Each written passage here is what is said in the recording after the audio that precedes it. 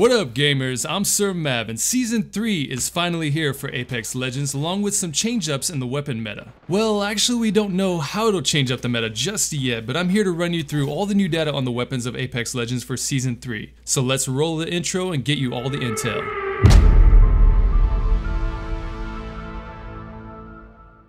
So as we've learned from the patch notes, there's been quite a few changes to weapons, hop-ups, and even the legends of Apex. There's of course some buffs, some nerfs, and some just change up the way players engage with one another across the new map known as World's Edge. Which is absolutely gorgeous by the way, but we're not here to talk about the map today. I'm here to run you through the changes of the weapons and how they perform. If you want to check out the entirety of the patch notes for Season 3 for yourself, I left a link down in the description box below.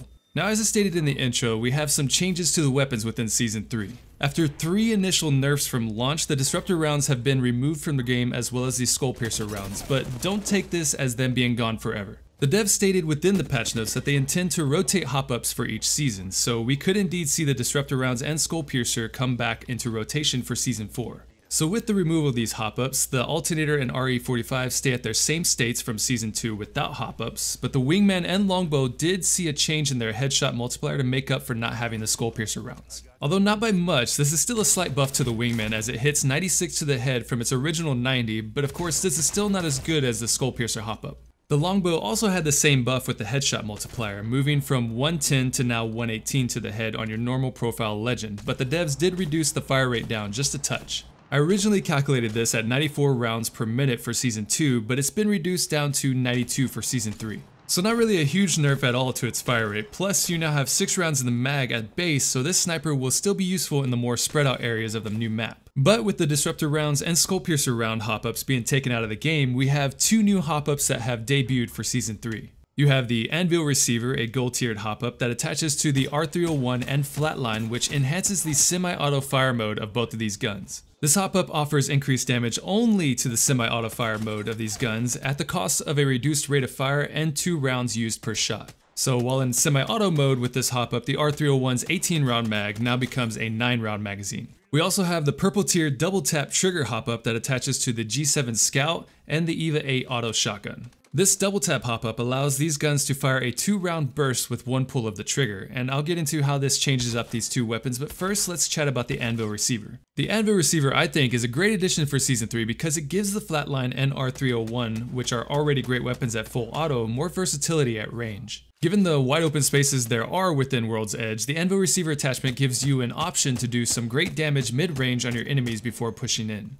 Yes, the Anvil hop-up does indeed reduce the rate of fire quite significantly from full auto, but at mid-range you want accuracy and power over full rate of fire, which I believe is the intended purpose, which this hop-up definitely offers up for these 2 ARs. With the Anvil Receiver, you basically increase damage per bullet a little over twice the amount from each weapon's base, but again, you do have less shots in the mag as each shot takes 2 rounds. And there's a slower rate of fire, which even with the damage buff, increases TTK potential from the full auto base of both weapons. But remember, this hop-up is more about mid-range fights and accuracy, and while other enemies may be missing their shots, you can beam them with increased damage. Again, just a great option for alternating between mid and close range fights for the R301 and Flatline. So if you see this hop-up anywhere out on the map, give it a shot if you have either of these guns equipped.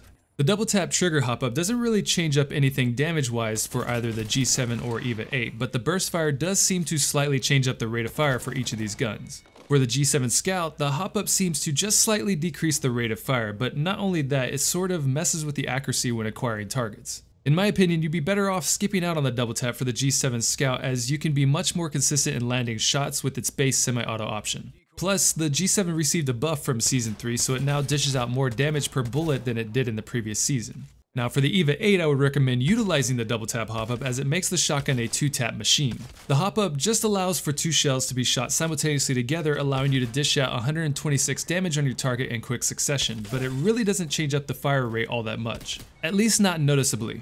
But because of the brief pause between each 2-round bursts, you'll want to use it similarly to how you would use the Peacekeeper in tracking your target.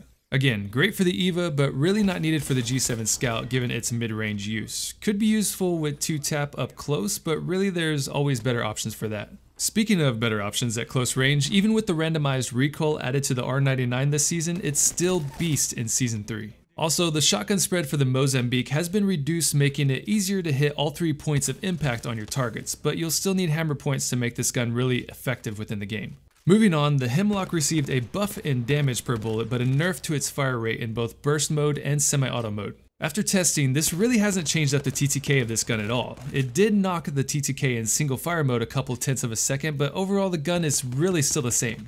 It may affect those who were utilizing the scroll wheel on the mouse to fire this gun, but overall no change, and if anything it's a slight nerf overall. Now before we get into the new gun for Season 3, the L-Star also received some significant changes for this season. For Season 3, the L-Star has reduced horizontal recoil, which given its S pattern wasn't difficult to control in the first place, but now does slightly reduced damage than before. The real improvement here though is the addition of a digi-sight to this gold gun. TTK wise though, the damage reduction isn't that significant, but the new sight definitely provides a major advantage to the user as it is a much clearer optic than the previous iron sights, which should reduce the muzzle flash complaint from Season 2.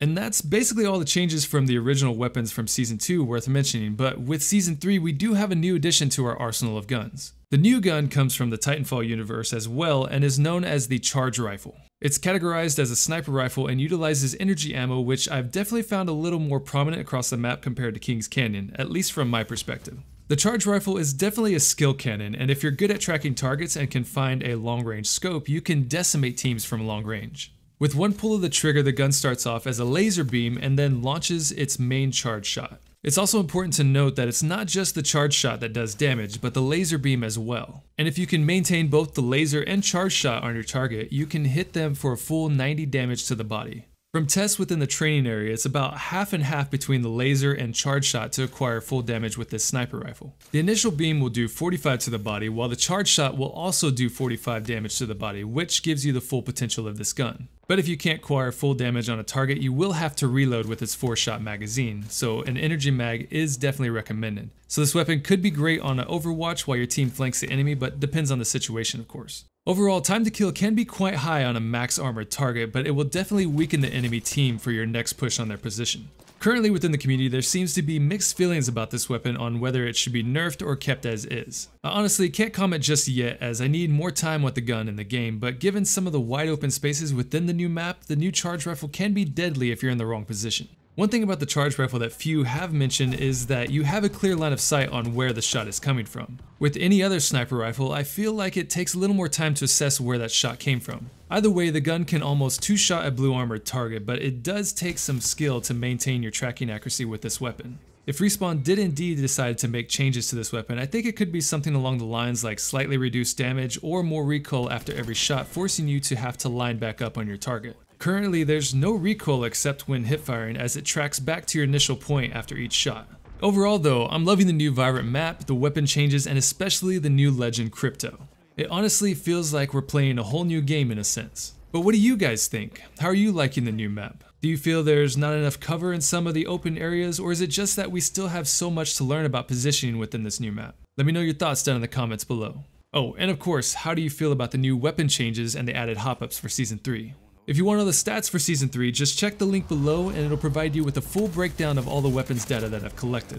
With that, I'll leave you to gorge in all of the info. But if you enjoyed the intel, drop this video a like as your support is always very much appreciated, and tap fire subscribe for more on Apex Legends. See you out in the ring, gamers. Until next time, this is SirMav, signing off.